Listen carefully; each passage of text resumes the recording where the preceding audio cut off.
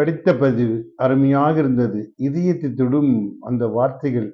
எப்பொழுதெல்லாம் ஒழுக்கத்தையும், இறைவன் மீது நம்பிக்கையும், நமக்கு மேல் நம்மளை பாதுகாப்ப ஒருவர் இருக்கிறார் என்ற அந்த உணர்வுகள் இருந்தால் நிச்சயமாக நம்மால் மாற முடியும் என்பதற்காக தான் இதை பதிவிட்டிருக்கின்றேன். ரூ. 10க்கு 13,00,000.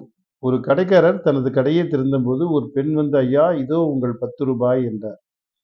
கடைக்காரர் அந்த ஏழை பெண்ணை கேள்வி கண்களுடன், "நான் எப்போது உங்களுக்கு ரூ. 10 கொடுத்தேன்?" என்று கேட்பது போல் பார்த்தார். அந்த பெண், "நேற்று மாலை நான் சில பொருட்களை வாங்கினேன்.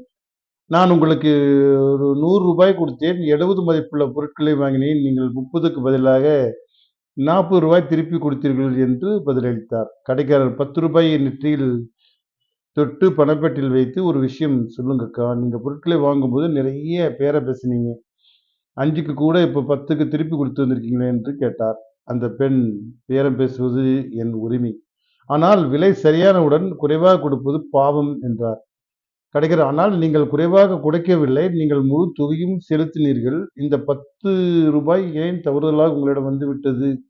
நீங்கள் அதை வைத்திருந்தால் அது எனக்கு எந்த வித்தியாசமும் ஏற்படுத்தியிருக்காது. எந்த நஷ்டமும் எனக்கு இல்லை" என்றார். அந்த பெண், "அது உனக்கு ஒரு பொருட்டாக இல்லாமல் இருக்கலாம். ஆனால் அது என் மனசாட்சியை பாதிக்கும். உன் பணத்தை நான் தெரிஞ்சுதான் வச்சிருக்கேன். எனக்கு தெரியும். அதனால் தான் நேத்து ராத்திரி நான் அதை திருப்பி கொடுக்க வந்தேன். ஆனால் உன் கடை மூடியிருந்தது." கடைக்காரர் ஆச்சரியமாக கேட்டார், "நீங்கள் எங்க வசிக்கிறீங்க?" அவங்க கேட்டாங்க. அவங்க கிட்டத்தட்ட ஒரு 8 கிலோமீட்டர்கள் தாண்டி இருக்கேன் என்று சொன்னாங்க. கடைக்காரர் வாய் திறந்து, "நீங்க 10 திருப்பி கொடுக்க 8 கிலோமீட்டர் தூரம் வந்தீங்க. இது உங்களது 2வது வருகையா?" என்று கேட்டார். அந்த பெண் அமைதியாக, "ஆமாம்.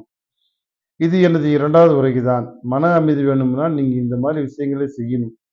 என் கணவர் இப்போ இல்ல, உலகத்தில் இல்ல. ஆனா அவர் எனக்கு ஒரு விஷயத்தை கற்றுக் கொடுத்தாரு. வேற ஒருத்தருக்கு சொந்தமான ஒரு பைசா கூட எடுக்காதீங்க என்று சொல்லிக் கொடுத்தாங்க" என்று சொன்னார்.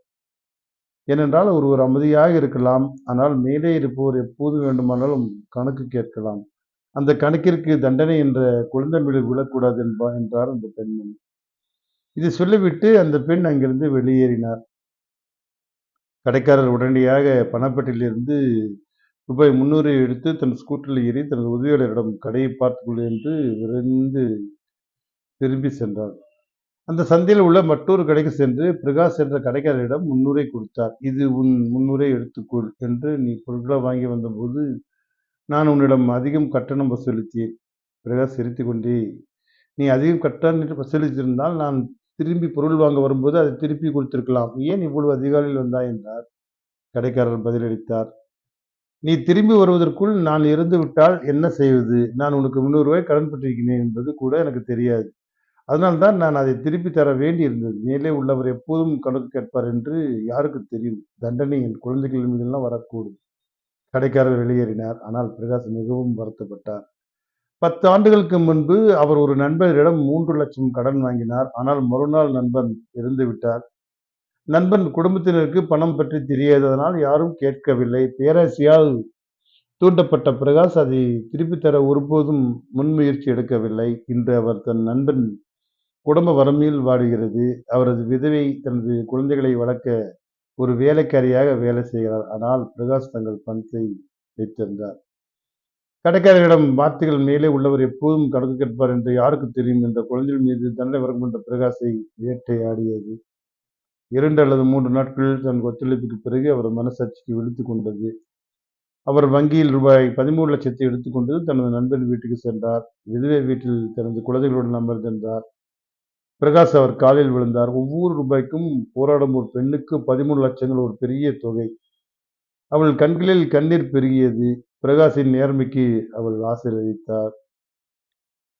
கடைக்காரரிடம் 10 திருப்பித் தர 2 முறை சென்ற அந்த பெண் அவள்தான். கடின உழைப்பாலும் நேர்மையாலும் வாழ்பவர்கள் கடவுளால் சோதிக்கப்படுகிறார்கள். ஆனால் அவர்கள் ஒருபோதும் கைவிடுவதில்லை. அவர் ஒரு நாள் கேட்கிறார், "மேலே உள்ளவர் மீது நம்பிக்கை வையுங்கள்." நிச்சயமாக இது மனதை தொடும் என்று நினைக்கிறேன். ஒவ்வொருவரிடத்திலும் அந்த நேர்மை, உழைப்பு இருந்தால் அது எந்த அளவுக்கு நம் மீது நம்பிக்கை வைத்து நமக்கு மேல் ஒரு பிரபஞ்சம் நம்மை கொண்டு நம்பியிருந்தால் இந்த வாழ்க்கையில் அழகான தருணங்களில் நாம் ரசித்து செல்லலாம். யாரையும் ஏமாற்றாமல், யாருக்கும் தவறு செய்யாமல், யாருக்கும் தீங்கிழைக்காமல் இந்த வாழ்க்கை நமக்கு கொடுப்பதை ரசித்து செய்ய வேண்டும். எந்த ஒரு தவறு செய்தாலும் தண்டனைக்கு ஒருவர் இருக்கிறார் என்ற நம்பிக்கை மட்டும்தான் நம்மை உறுத்திக் கொண்டிருக்க வேண்டும். அதன் அடிப்படையில் நல்லதை மட்டும் செய்து வாழ்க்கையில் சந்தோஷமா இருக்கக்கூடிய தருணங்களை நான் சந்தோஷம். வாழ்க வளமுடன்.